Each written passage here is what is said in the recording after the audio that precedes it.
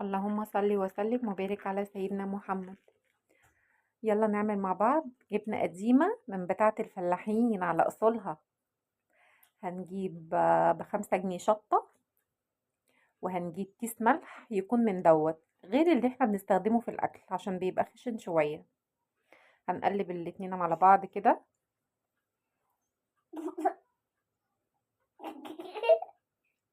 وهتجيب الجبنة القديمة اللي بتبقى في المش بتبقى ناشفة عن الجبنة البيضة اللي احنا بنستخدمها.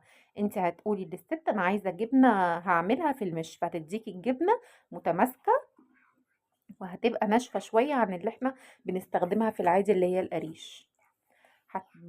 هتتبليها كده كويس قوي بالملح والشطة